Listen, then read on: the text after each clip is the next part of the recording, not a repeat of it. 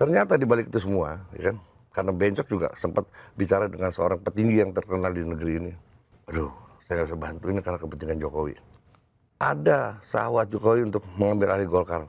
Di sini ada Abu Rizal Bakri, di sini ada Erlangga. Walaupun tadinya Jokowi yang mau jadi ketua Golkar, tapi kan karena rame di kader Golkar nggak jadi, balik tempatin. Jadi semua ini penuh dengan rekayasa. Karena apa? Tadi niat awalnya memang anak yang memenuhi ya kan kepentingan politik Jokowi. Udah itu aja. Oke. Kalau mau jujur ya Pak, kena dong Bakri. Terjadilah upaya menjerat Becok sebagai tersangka. Becok bingung nih, ya kan? Lu kenapa jadi saya gitu kan? Oh, Tapi dipaksakan, diteror habis. Yang jadi masalah, kok kasus ini dibatasi hanya pada diusut boleh tahun 2019 ke atas. Padahal kejadiannya nih, kayak misalnya kasus Bakri sampai sekarang masih ada juga persoalannya. Itu tahun 2004. Aset yang sudah disita oleh Febri, 18 triliun. Sudah melebihi dari kebutuhan Jiwasraya, begitu Pak. Ini akal-akalan yang kasat mata orang bisa tahu gitu loh. Nggak lama dari itu Pak, pemerintah menggelontorkan dana 32 triliun dalam rangka penyehatan Jiwasraya. Nggak lama ditutup malah Jiwasraya, gila. Oke, Bapak ini kan di beberapa statement Bapak ini menyebut banyak sekali keterlibatan di kasus Febri Ardiansyah ini. Mungkin bisa dijelaskan dari situ, Pas. Sebenarnya keterlibatannya melibatkan siapa aja dan gimana Bapak melihat penanganannya saat ini? Apakah akan menjangkau pihak-pihak yang terlibat atau justru arahnya kemana gitu? Saya mulai dari awal dulu ya. Siap. Ketika Polri melakukan penggeledahan, ya kan, terus penyitaan. Nah, itu publik melihatnya, wah ini rupanya penegakan hukum dalam pemberantasan korupsi ini serius gitu. Tapi ketika Febri tidak juga ditetapkan sebagai tersangka oleh polisi, apalagi kemudian dialihkan kasus itu kepada kejaksaan, ini publik melihat ini bias nih. Ini penegakan hukum semakin kabur gitu ya. Nah, saya pikir inilah yang dinamakan penegakan hukum tidak tegak lurus kepada kepentingan keadilan rakyat. Jadi penegakan hukum ini semata-mata ya kan untuk menutupi sebuah kejahatan, semata-mata untuk kepentingan penguasa, semata-mata untuk kepentingan oligarki dan cukong. Nah, ini terjadi nih. Ini terjadi di kasus Febri. Makanya saya bilang bahwa kita perlu kawal nih kasus ya kan. Jangan sampai terus kabur kayak kasusnya Firly, banyak lah yang begitu kan. Nah, makanya ketika ini diserahkan kepada kejaksaan, ini kan sama juga artinya gini, penjahat dipulangin ke kampung ya udah selesai lah, bisa ditutupin sama keluarganya gitu. Kayak gitu. Jadi prosesnya hari ini sangat saya bilang unlawful proses. Ya kayak begitu. Jadi sangat mencederai hukum gitu pada akhirnya. Iya. Itu prosesnya Pak, proses hukumnya sendiri. Oke. Itu proses hukumnya. Nah, terkait dengan pihak-pihak yang Bapak sebut terlibat itu gimana tuh Pak penjelasannya? Waktu itu kan setelah terjadi penggeledahan dan penyitaan aset, pihak Polri menyatakan bahwa Febri ini terkait dengan kasus Krakatau Steel, terus kemudian PLTU ya, PLN, ada Batubara dan Sabri dengan Jiwasraya. Nah, di sini saya tertarik karena saya mempunyai bukti-bukti tentang persoalan Asabri dengan Jiwasraya yang jelas-jelas ya kan itu terjadi kriminalisasi berbagai pihak termasuk kepada ribuan rakyat Indonesia. Oke. Jadi ada indikasi tebang pilih Pak? Oh jelas. Seperti apa tuh Pak? Nah, begini, saya melihat dua kasus ini ada intervensi politik dalam rangka pemenuhan syahwat politiknya Jokowi untuk merebut Golkar. Kenapa saya bilang itu? Karena di Asabri yang mengemplang dan Asabri itu ada PT Cipta Dana, itu punya Erlangga, itu sekitar 3T kalau nggak salah. Nah di Jiwasraya ada Bakri yang mengemplang uang Jiwasraya 4T, gitu tuh. Nah terjadi proses. Nah enggak gini, setelah itu ya masuk Erik sebagai Menteri BUMN. Nah, situ Jokowi memerintahkan Erik untuk menyelesaikan krisis keuangan di sini. Nah, itu juga ekspektasi publik luar biasa loh terhadap Erik waktu baru jadi, wah ini hebat nih Menteri BUMN. Tapi ternyata ya kan itu cuman kosmetika hukum aja. Dimana pada saat Jiwasraya diselesaikan, Erik meminta Heru waktu itu juga pialang saham tuh besar untuk bantu. Heru nggak mampu, minta tolong Bencok untuk bantu. Bencok Jadi ini Beni Cokro. iya, jadi itu pemilik batik keris. Jadi kehadiran Bencok itu karena permintaan mohon bantuannya, karena dia kan ahli saham gitu loh. Oh, jadi Bencok dimintai bantuan Iya, pada iya, saat itu, iya. Pak. Nah, kemudian yang jadi masalah, kok kasus ini dibatasi hanya pada diusut boleh tahun 2019 ke atas. Padahal kejadiannya ini kayak misalnya kasus Bakri sampai sekarang masih ada juga persoalannya. Itu tahun 2004 dia ngemplangnya itu. Ini nggak boleh, kan gila ya. Yang boleh 2019 ke sini. Nah ini udah mulai ada kecurigaan. Nah setelah itu ya kan terjadilah upaya menjerat Becok sebagai tersangka. Becok bingung nih, ya kan? Lu kenapa jadi saya gitu kan? Oh, Tapi dipaksakan, diteror habis. Bencok ini ibaratnya seolah-olah mau dijadikan satu-satunya kami Iya. pelaku ibaratnya. Iya, termasuk Heru yang membantu Heru. Setelah itu terjadilah perampasan aset. Nah, kemudian saya dapat dari kepala bagian aset atau keuangan dari Jiwasraya. Namanya saya lupa, Erwin apa gitu. Ditahan juga di sana di mana? Di Sukamiskin. Dia menjelaskan tuh. Waktu itu Pak, aset yang sudah disita oleh Febri 18 triliun. Sudah melebihi dari kebutuhan Jiwasraya, baik itu Pak.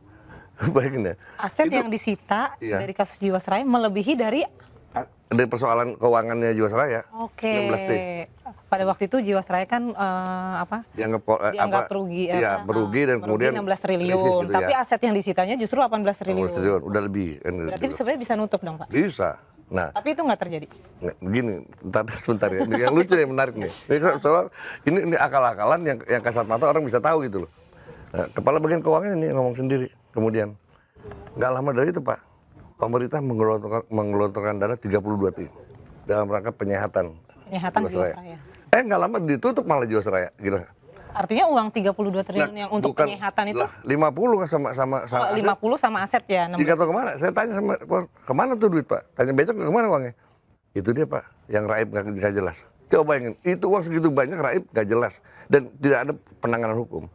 Nah, yang dirugikan di sana satu ya kan, nasabah Jiwasraya. Itu jutaan orangnya jumlahnya. Hanya dibayar 40% dari uang dia. Dan itu pun dicicil sampai sekarang masih ada.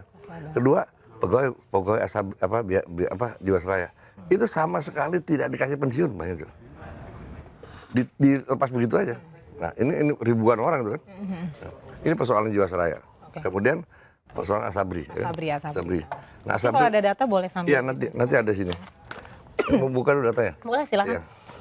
Jadi kalau keterkaitan kasus Asabri sendiri ini ke Febri Ardiansyah nih, berarti Febri ini banyak sekali karena dia memang penyidik langsung. Ya, karena dia banyak menangani kasus besar tapi dia sendiri terlibat. Iya, itu dia. Ya. Jadi seperti kasusnya Asabri ini banyak masalah. Ini data dari mana Pak? Dapat Pak? Nah, kalau boleh tahu Bapak bisa mendapatkan data-data ini. Kumpulan data ini dari dirutnya Jiwasraya, keuangannya dirutnya Asabri, keuangan Jiwasraya, Bencok. Dari Beni Cokro. Iya, dari Beni Cokro langsung. Sama beberapa nih data nih. Beberapa dari mereka-mereka yang dirugikan, gitu loh. Oh, termasuk dari para nasabahnya. Iya. Saya lihat ya. Sorry. Ini nggak apa-apa nih, agak. Nggak apa-apa. Ini Mas Sri Rajasa kebetulan membawa data-data kasus Asabri yang akan. Ini contohnya aja misalnya. Contohnya apa tuh Pak? Ini Cipta Dana kan. Ini pada posisi ini salah satu contoh. Ini posisi rugi. Ini rugi. Ini kerjasama Cipta Dana ya dengan Asabri. Rugi. Ini yang punya Erlangga. Ini rugi. Ini merugi ya. Pada saat ini merugi jelas kelihatan. Merugi. Nah. Ketika Bencok datang diminta tolong, ini ada dua, tuh, ini untung, ini impas, ini untung. Nah, ini jelas kan ini bukti. Ketika Beni Cokro diminta untuk membantu, akhirnya impas dan yang satunya untung. Nah, kalau kita lihat skemanya awalnya, nih. Skemanya ini begini, kan? Ini memang agak rumit ya. Tapi yang gampangnya, ke layar. Yang gampangnya, ini Cipta Dana, ya kan, kerjasama dengan Asabri melalui ini apa namanya brokernya lah. Oh, Ya, Atrium. siapa nih bukan? Bentar dulu.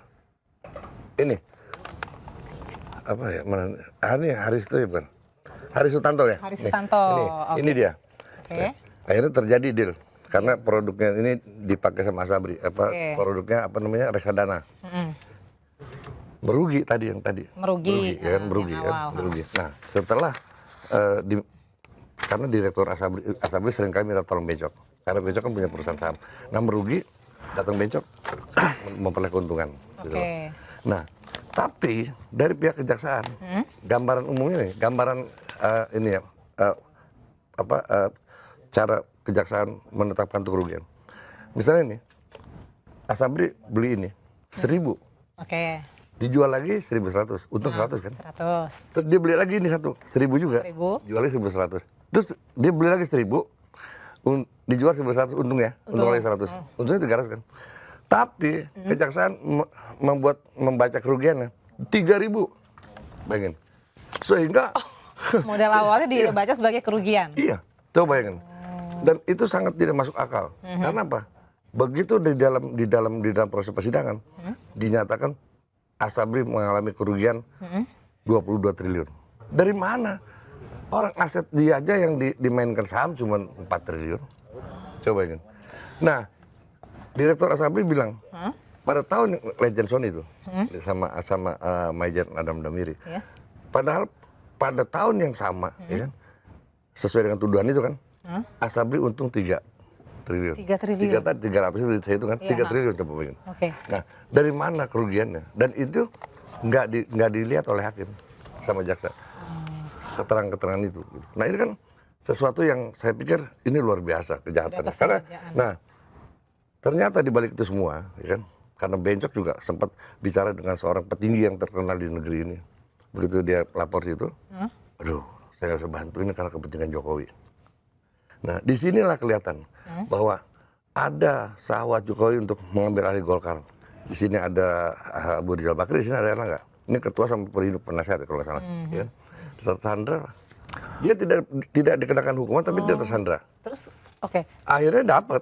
dapat. Walaupun tadinya Jokowi yang mau jadi ketua Golkar, tapi kan karena rame di kader Golkar nggak jadi, balik tempatin.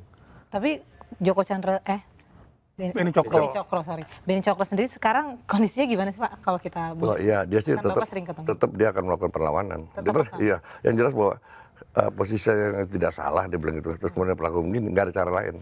Lebih baik mati dibanding menghadapi seperti ini. Nah. Dan ribuan orang yang lain. Oke. Nah, menarik nih Pak, Bapak bilang Beni Cokro tidak bersalah Pak. Dalam putusan di Asabri itu hakim memutuskan bahwa Beni Cokro bersalah Pak. Iya, Walaupun vonisnya nihil kan. Betul. Nah, berarti di situ kan jaksa bisa membuktikan dakwanya terhadap hakim. betul. Nah, yang kedua lagi, Beni Cokro itu kan divonis seumur hidup di kasus Jiwasraya. Iya. Nah, di situ kan dijembleng Pak kerugian negaranya itu hampir 16 triliun kalau nggak salah. 16 ya. Nah, berarti terbukti dong Pak di situ Pak ada kong Kerugian kali kong atau Nggak kerugian ada. negara. Di mana kerugian negara? Bagian keuangannya juga saya mengatakan, ya kan? Tidak ada. Bagaimana dianggap kerugian negara? Kan itu kan semua rekayasa jaksa. Oh, Apalagi dia bilang aset yang disita 18 triliun, bayangin coba. Dan itu bukan hanya dari Beni Cokro loh. Iya. Jadi mitra kan Beni Cokro punya perusahaan saham, saya lupa namanya apa. Itu banyak mitranya. Itu semua yang mereka memperoleh keuntungan dari Beni Cokro disita. Bahkan ada asuransi asuransi swasta yang kerjasama, itu asetnya 2,4 triliun dibekukan habis itu disita. Karena situ ada indikasi dugaan TPPU Pak di situ Pak. Karena kenapa disitanya di situ? Apanya? Karena di situ ada dugaan TPPU. Ya, nggak mungkin lah. Sekarang begini, kalau kita dugaan TPPU, yang Bencok lakukan Beni Cokro lakukan di Jiwasraya apa sih? Nggak ada. Semua bisa semua terjawab di sini. bahwa Oke, dia dia diminta bantu, tolong, dia dia diminta bantu, bantuannya. dia minta dari Heru kan, Menaikkan, artinya Heru juga kena. Heru juga. Nah, minta tolong ya. Nah, proses bantu membantu ini semua udah clear, nggak ada. Kemudian jadi masalah kerjasama Heru dengan Bencok untuk hal yang lain, itu juga dikenain. Coba bayangin. Jadi semua ini penuh dengan rekayasa. Karena apa? Tadi niat awalnya memang anak yang memenuhi ya kan kepentingan politik Jokowi, udah itu aja. Dan akhirnya ternyata terbukti. Oke. Kalau mau jujur ya Pak, kena dong. Bakri, nggak mungkin sampai hari ini aja masih nih kan. Sampai hari ini saya lihat saham Bakri Group masih ada saham Bakri Group sesudah tahun 2017 masih ada sampai kasus meledak 2020.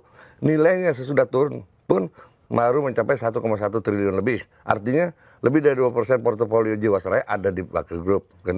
Nah, data ini adalah underlying ketika semua reksadana dikonsolidasikan dan benar saham grup Bakri yang di Stabilo Merna atau Stabilo tuh masih ada dia. Okay. Ya kan? Nah, ini kan harusnya, ya kan? Ini udah jelas-jelas ya kan. Ada Bakri menggunakan uang Jiwasraya yang menyebabkan juga terjadi collab. Tapi nggak ada apa-apa ini. Ya. Gak sempet baca? Dengerin aja, klik icon text to speech di okezone.com.